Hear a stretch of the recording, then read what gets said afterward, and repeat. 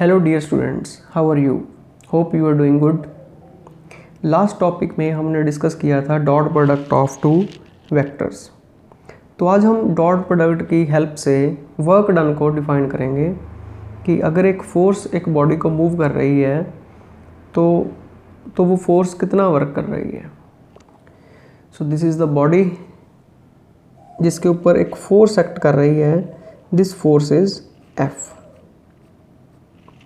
which is making angle theta with the direction of motion of object।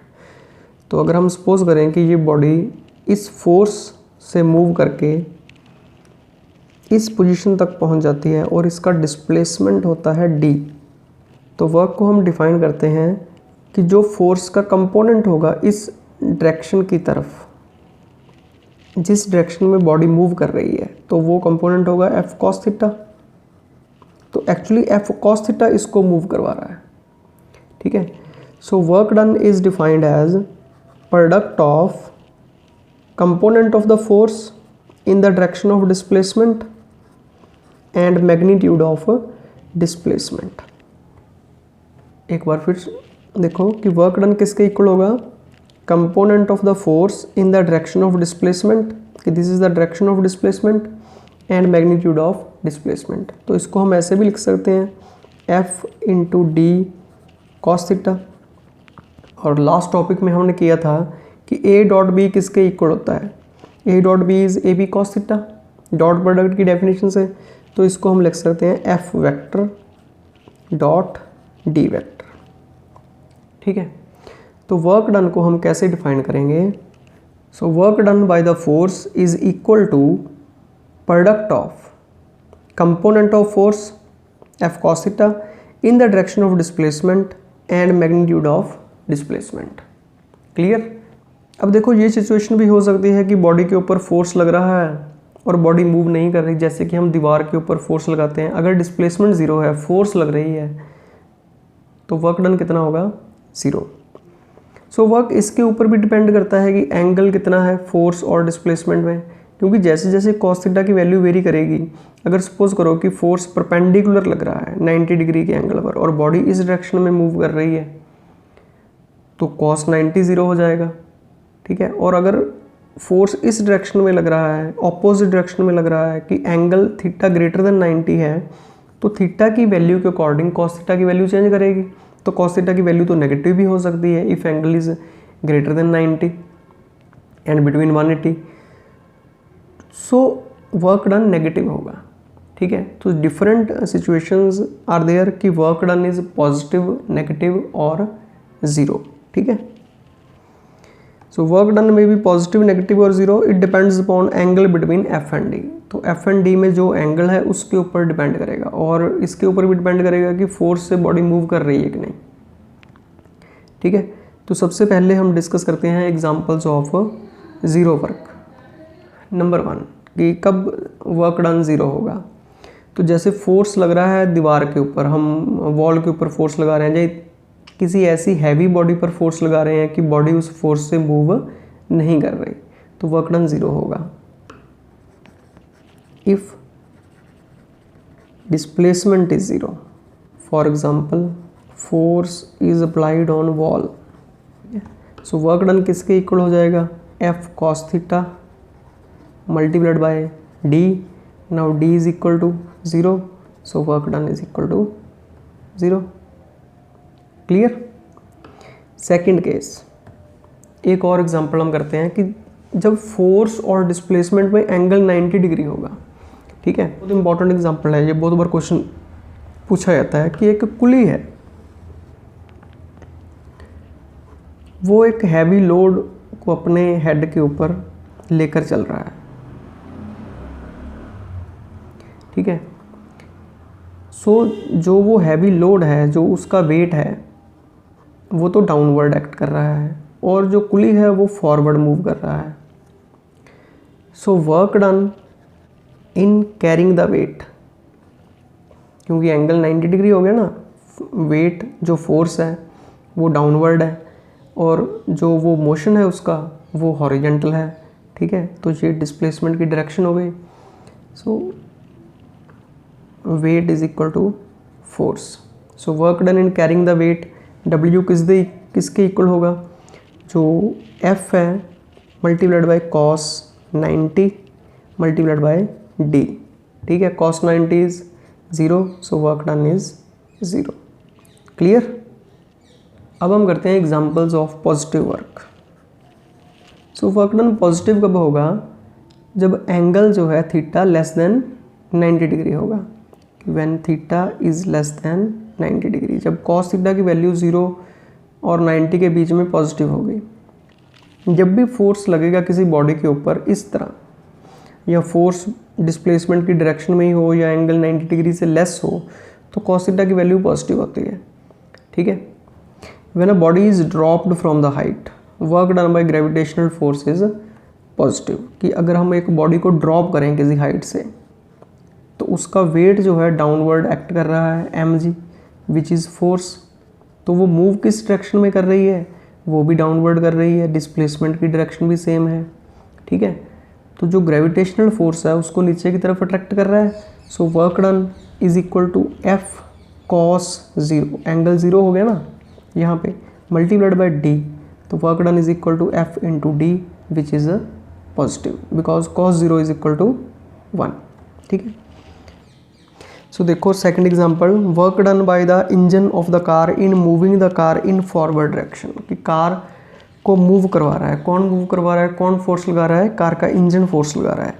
तो जो force forward direction में है और डिस्प्लेसमेंट भी फॉरवर्ड डायरेक्शन में है, एंगल कितना हो जाएगा फोर्स और डिस्प्लेसमेंट के बीच, 0, ठीक है। सो वर्क डन कितना हो जाएगा, F cos 0 multiplied by D is equal to F into D, तो इसमें आंसर क्या होगा, पॉजिटिव होगा, ठीक है। अब सोचो कि हमने करने हैं एग्जांपल्स ऑफ नेगेटिव वर्क, तो नेगेटिव वर्क कैसे होगा, इसके ऑपोजिट, ठीक है। अगर हम किसी बॉडी को ऊपर थ्रो करें ऊपर की तरफ, तो फोर्स तो जो वेट की वजह से लगेगा, ग्रेविटेशनल फोर्स, वो तो डाउनवर्ड लगेगा, डिस्प्लेसमेंट अप होगा, ठीक है। तो हम ये केस डिस्कस करते हैं, examples of negative work. When theta lies between 90 and 180, 90 and 180, if a body is thrown upwards, then अगर हम किसी बॉडी को ऊपर की तरफ थ्रो कर रहे हैं, तो ये बॉडी ऊपर की तरफ जा रही है, इसको हम ऊपर की तरफ थ्रो कर रहे हैं, ठीक है। तो जो इसके ऊपर इसका वेट लग रहा है, जो फोर्स है, ग्रेविटेशनल फोर्स है, दैट इज़ डाउनवर्ड, और डिस्प्लेसमेंट की डायरेक्शन अप है, ठीक है। तो क्या होगा कि अगर ये बॉडी यहाँ तक जाती है, if a body is thrown upward then work done by gravitational force is negative, so work done किसके इक्वल होगा, work done is equal to F into D into cos theta, F की जगह क्या आएगा, mg जो wait है, D is displacement, cos is 180 क्योंकि angle 180 हो गया ना F एंड D के बीच, so cos 180 is -1, cos 180 is -1, so work done आएगा -mg into D which is negative.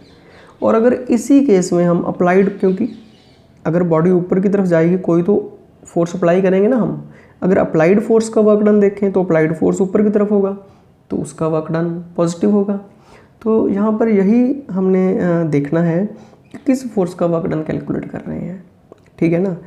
तो जो ग्रेविटेशनल फोर्स है that is acting down, but इसको मूव कौन करवा रहा है ऊपर की तरफ, that is a applied force. तो अप्लाइड फोर्स का वर्क डन एफ और डी के बीच में एंगल 0 हो जाएगा, तो वर्क डन इज़ पॉजिटिव, ठीक है। सेकंड, अगर हम उसी कार की एग्जांपल लें, अगर हम कार का इंजन स्विच ऑफ कर दें और कार रुक रही है, तो कार को कौन रोक रहा है, फ्रिक्शन, ठीक है। So work done in stopping the car by the frictional force is negative. Same situation हम अज्यूम कर रहे हैं कि कार का इंजन हमने स्विच ऑफ कर दिया, पर कार इस डायरेक्शन में अभी भी जा रही है, तो फ्रिक्शन उसको रोक रहा है, ठीक है। तो फ्रिक्शनल फोर्स ऑपोजिट डायरेक्शन में है डिस्प्लेसमेंट के, फ्रिक्शन और डिस्प्लेसमेंट में एंगल कितना हो गया, theta is equal to 180। So work done किसके इक्वल हो गया, F D cos 180 cos theta, F की जगह फ्रिक्शनल फोर्स आ जाएगा, displacement is D cos 180. So cos 180 is -1. So work done is negative. So these are the situations कि हम अगर फोर्स और डिस्प्लेसमेंट के बीच एंगल जो 0 और 90 के बीच है तो वर्क डन पॉजिटिव होगा. अगर एंगल 90 है तो वर्क डन 0 होगा. और अगर एंगल 90 से ज़्यादा और 180 तक है तो वर्क डन नेगेटिव होगा. ठीक है, मोस्टली हमें यही सिचुएशंस मिलती हैं कि एंगल या तो लेस देन 90 है और या 0 है या 180 है और या 90 है. ठीक है, तो अब हम SI यूनिट ऑफ वर्क को डिस्कस करते हैं.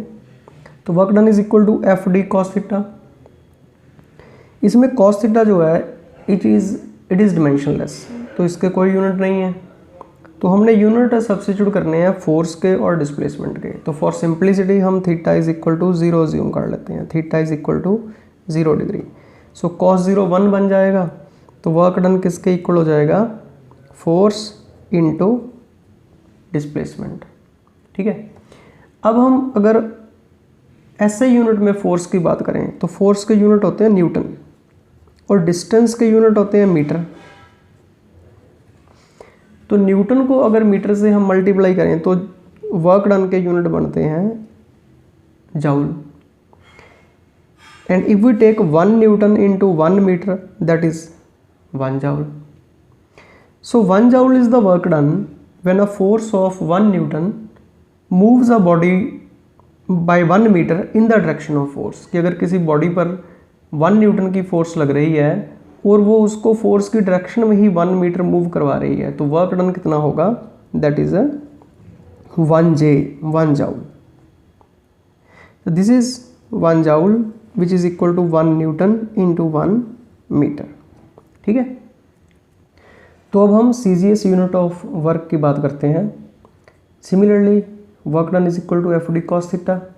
अगर हम थीटा को 0 ज्यूम करें तो work done is equal to F into D.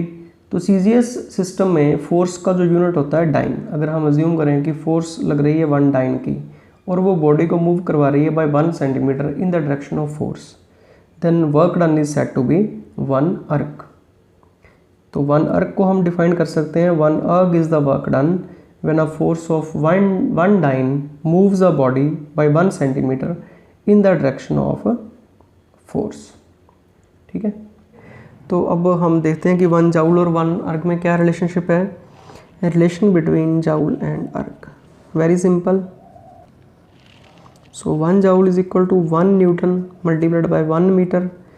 So, हमने पहले किया था लास्ट वाले चैप्टर में. 1 newton is equal to 10 raised to power 5 dyne और 1 metre is equal to 100 centimetre. तो ये होगा 10 raised to power 5 into 10 raised to power 2 10 raised to power 7 dyne centimetre. और डाइन सेंटीमीटर को हम क्या बोलेंगे? अर्क. 10 raised to power 7 अर्क. तो 1 joule is equal to 10 raised to power 7 erg. This relation is very important. So इस topic में हमने डिस्कस किया वर्क डन.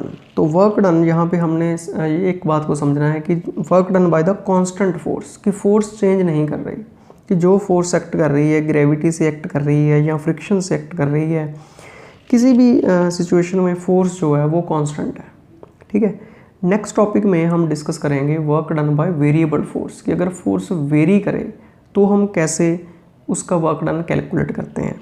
ठीक है, तो नेक्स्ट टॉपिक में हम डिस्कस करेंगे work done by variable force. तो आई होप कि आपको ये टॉपिक समझ में आ गया होगा जिसमें हमने वर्क डन को डिफाइन किया और टाइप्स ऑफ वर्क बताई, पॉजिटिव वर्क, नेगेटिव वर्क और ज़ीरो वर्क विद एग्जांपल्स. और SI यूनिट और CGS unit of force, CGS unit of work को डिस्कस किया. यहाँ पर भी मैंने फोर्स लिख दिया, CGS यूनिट ऑफ वर्क. फिर हमने CGS और SI यूनिट में रिलेशनशिप भी बनाया. तो नेक्स्ट टॉपिक में हम डिस्कस करेंगे work done by variable force. So all the best, have a nice day.